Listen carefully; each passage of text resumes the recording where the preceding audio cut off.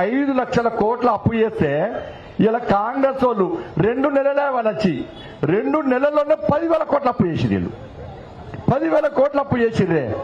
వాళ్ళేమో మన మీద అప్పు చేశారు, 1,50,000 అప్పు చేశారు. ఇక కాంగ్రెస్ వాళ్ళకు 5 సంవత్సరాలు ఉంటే మీ పుట్టవే మనవాళ్ళు మునివన్ల పేరు మీద కూడా 1,50,000 అప్పు గ్యారంటీ చేస్తారు. వాళ్ళు చిప్ప చేతికిచ్చిర్రు, వీళ్ళు అడుకోమంటారు ఇక వాళ్ళని గ్యారంటీ. ఇలా వీళ్ళ పరిస్థితి ఇది. ఇవాళ 2 గ్యాస్ను కరెంటు ఫ్రీ ఇస్తున్నామని ఇచ్చి మిగతా అన్ని ఇవ్వకుండా మోసం చేసే ప్రయత్నం చేస్తున్నారు. కాబట్టి ఇది ఇక్కడ పెద్ద మనిషి సమాధానం చెప్పాలి. ఇది వీళ్ళ పరిస్థితి అక్క. ఇలా రాముని గుడి కట్టినాం. నేను తప్పు మాట్లాడంటాను, మీకు అందరికి చెప్తా, మీడియా ద్వారా కూడా పెద్ద మనిషి చెప్తా, కాంగ్రెస్ పార్టీ కార్యకర్తలకు చెప్తున్నా.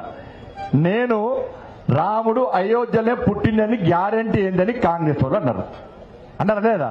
అంటే నేనేమన్నట్టుగా రాముడు అయోధ్యలో పుట్టిండా లేదా అక్క చెప్పక్క? పుట్టిండా లేదా? రాముడు అయోధ్యలో పుట్టిందని చెప్పి మీరు చెప్పుడేందన్నా? మేమే చెప్తున్నాం. నేను మా అమ్మకు పుట్టిన, నేను గ్యారంటీ ఏంది?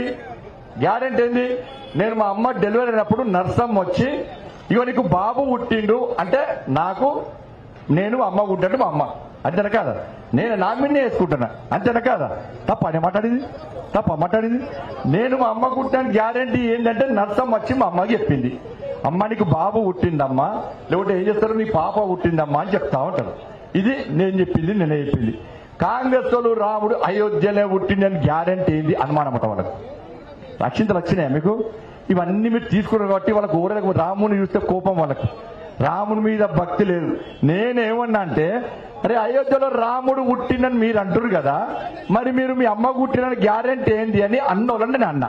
తప్ప నర్సమ్మ చెప్తానే కదా, డాక్టర్ అమ్మ చెప్తానే కదా.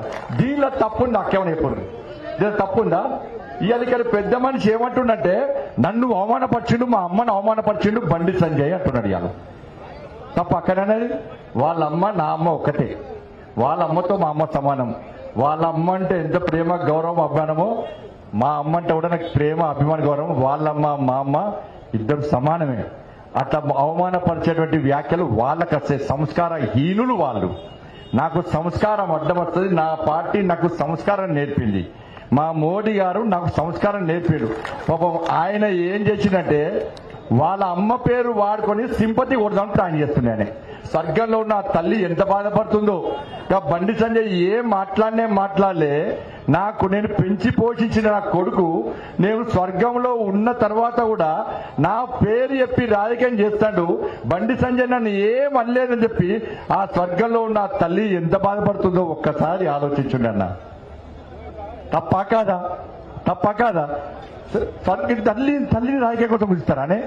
వాళ్ళ అమ్మంటే గౌరవమే, ఎవరిని అవమానపరిచే ఆలోచన నాకు లేదు.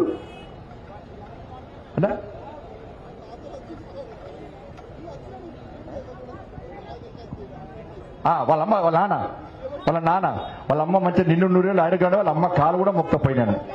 వాళ్ళ అమ్మ కాలు మొక్త, మా అమ్మ వాళ్ళమ్మ ఇద్దరు మంచోళ్ళు. మా అమ్మతో వాళ్ళ అమ్మ సమానం. వాళ్ళ అమ్మను అవమానపరిస్తే ఎట్టి బస్సులో ఎవ్వరిని క్షమించం. వాళ్ళ అమ్మ చాలా మంచిది. ఇంకా 100 ఏళ్ళు అన్న తల్లి చాలా నిన్ను నూరేళ్ళు ఆరోగ్యాలతో ఉండాలి. వాళ్ళ నాన్న పైన స్వర్గం నుండి బాధపడతాడు. నా భార్య పేరు చెప్పుకొని వాళ్ళ అమ్మ పేరు చెప్పుకొని ఇట్లా రాజకీయం చేస్తాడా అని చెప్పి పైన వాళ్ళ నాన్న ఎంత బాధపడుతుండో ఏమో అన్న. వాళ్ళ అమ్మ ఎంత బాధపడుతుందో పాపం ఇప్పుడు కూడా. నేను ఇంకో అమ్మని కించపరిచేటువంటి సంస్కారహీనుడు కాదు, అటువంటి నాయకుడిని నేను కాదు.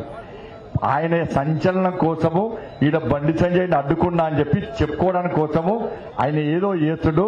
మేము భయపడటోళ్ళం కాదన్నా. మేము పోలీసుల పర్మిషన్ తోటి చట్టబద్ధంగా చట్టాన్ని కాపాడే వ్యక్తులము, చట్టపరంగా పోయే వ్యక్తులను, ప్రజాస్వామ్యాన్ని కాపాడే వ్యక్తులము. గతంలో బీఆర్ఎస్ పార్టీ వాళ్ళు ఎట్లా చేసిరో ఇప్పుడు వీళ్ళు గట్నే చేయడానికి ప్రయత్నం చేస్తున్నారు.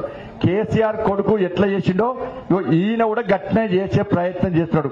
ప్రశాంతంగా ఉన్నటువంటి హుస్నాబాద్ లో ఇలా ప్రశాంతత చెడగొట్టి ఇవాళ ఇష్టం మాట్లాడే ప్రయత్నం చేస్తున్నాడు. మరి పార్లమెంట్ ఎన్నికల్లో 3వ ప్లేస్ వచ్చిన ఎందుకు వచ్చిందో చెప్పాలి పెద్ద మనిషి. నువ్వు ఏం చేయలేవు కాబట్టే పార్లమెంట్ ఎన్నికల్లో నీకు 3వ ప్లేస్ వచ్చింది.